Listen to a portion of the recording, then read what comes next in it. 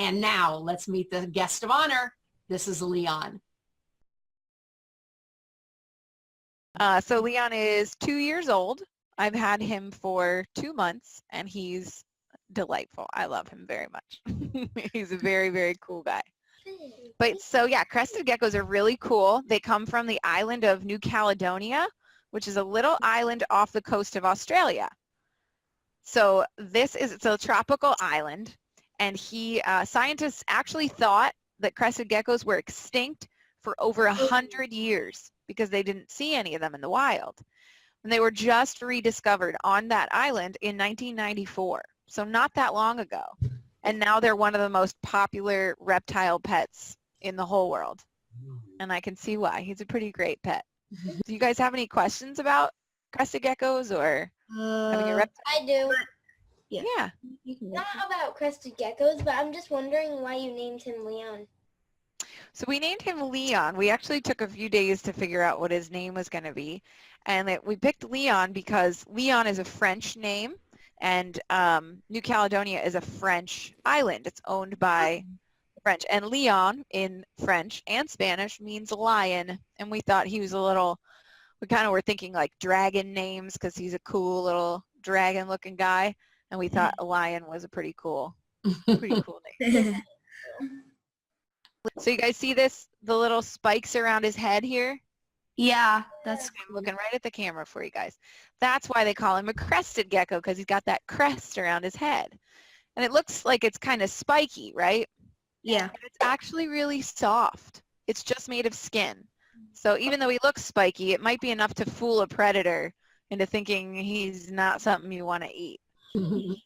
So some couple of cool things about crested geckos. You guys were talking about chameleons, how chameleons have prehensile tails.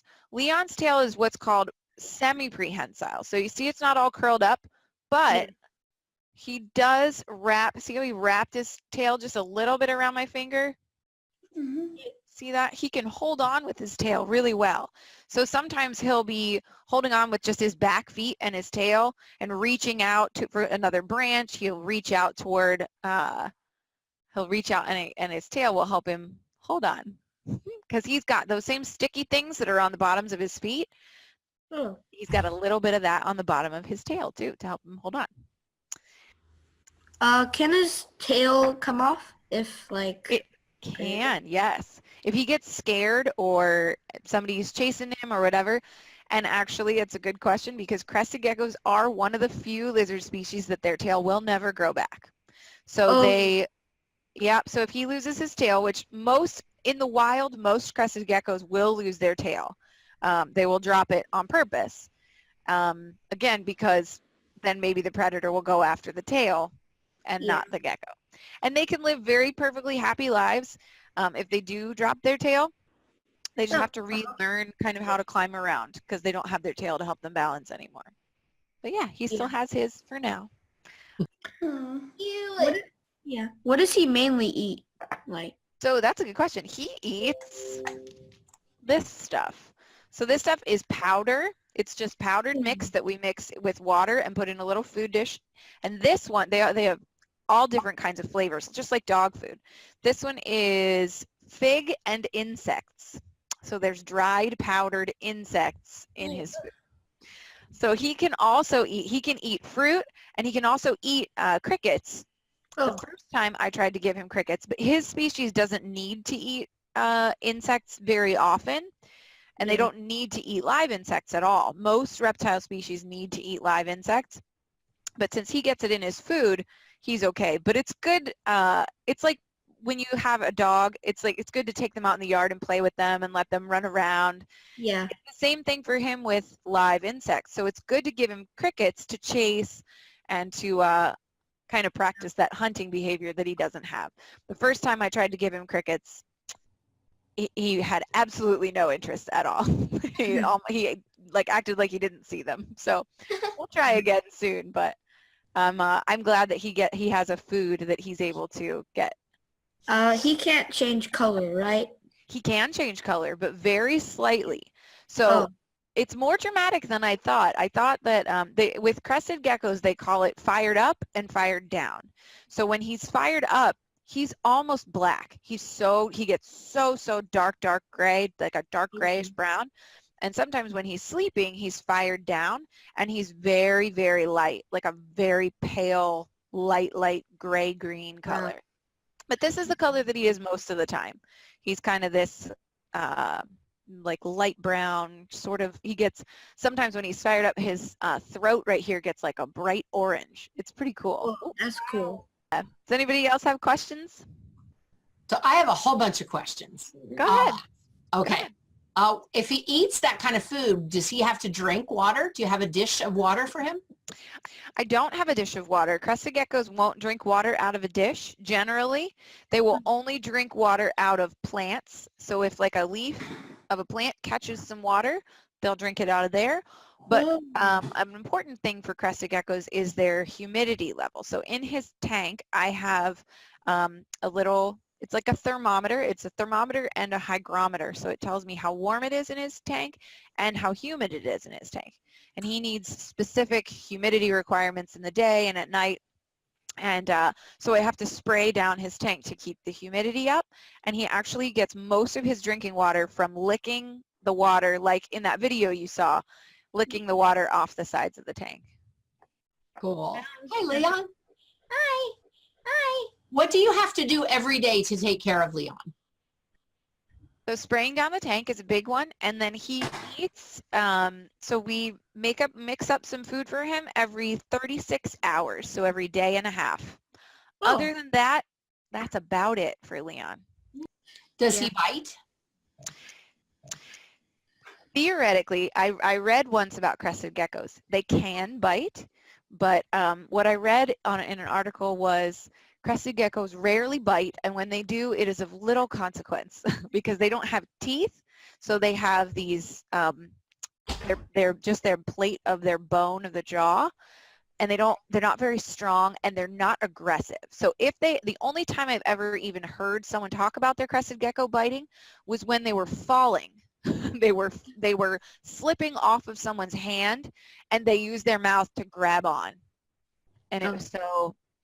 In theory, he could bite, but they almost never do, and he never has yet. Do geckos hibernate?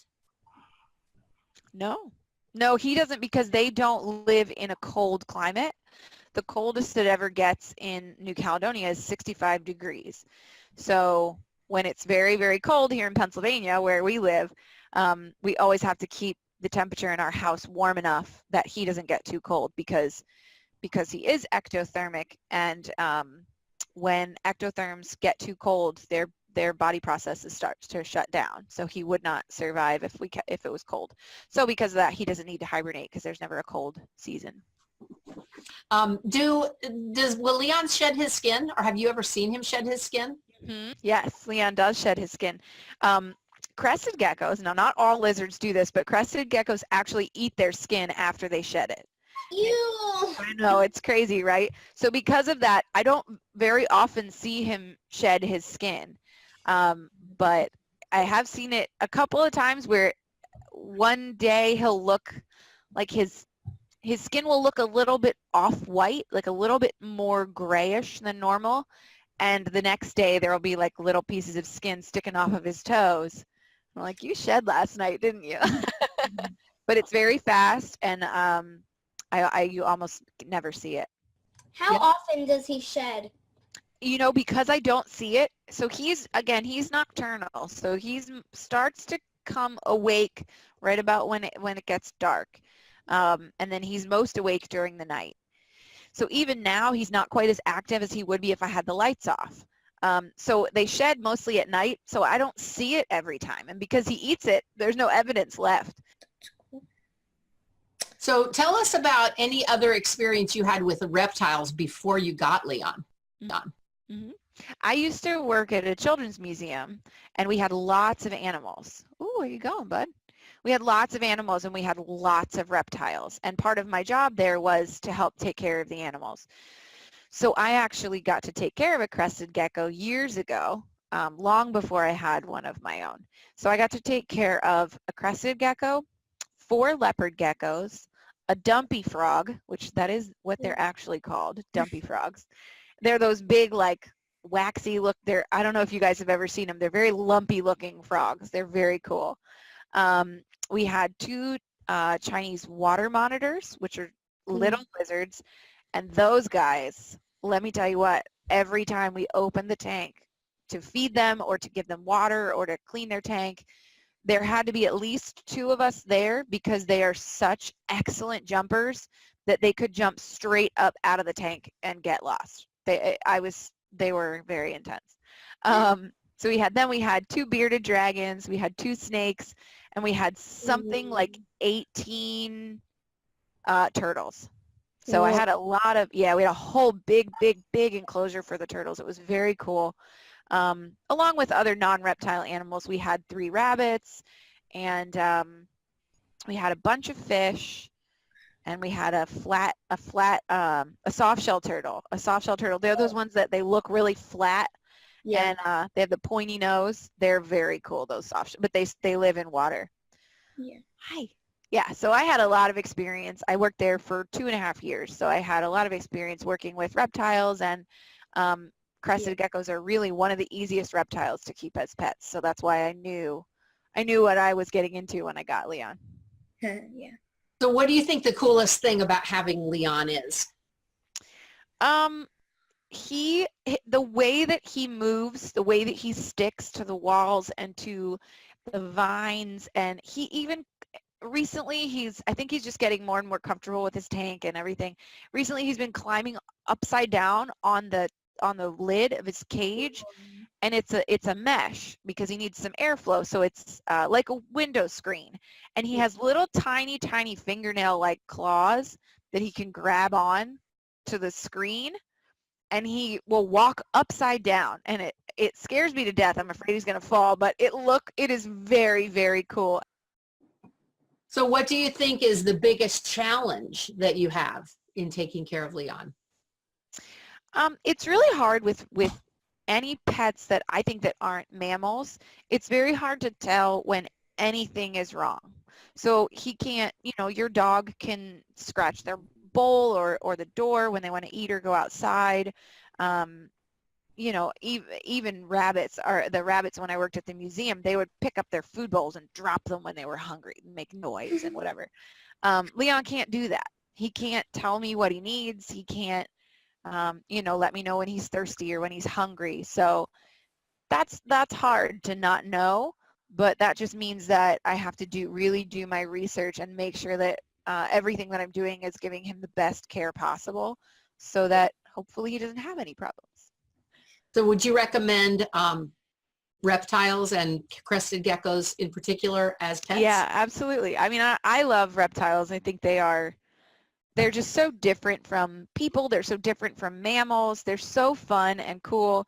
And crested geckos they're one of the easiest to take care of. I would absolutely recommend reptiles, but you have to do your research and know everything that your animal needs before you bring them into your home so that you have everything ready for them, so that it's an easy transition for them to move in to live with you. But yes, in general, I think reptiles are some of the coolest pets, and I do hope to have more someday. I think one of my favorite things about Leon is the way he picks up his feet as he walks. Because if you can see, he curls up his toes to take. Oh yeah, that's cool. He peels his toes up and puts them back down. I think that is super cool. All right. Well, thank you very much, Shanna, for sharing Leon with us. Thank you guys all for coming. I hope you have a wonderful day. Thank you. Bye. Nice to meet you. Bye. Bye. Bye.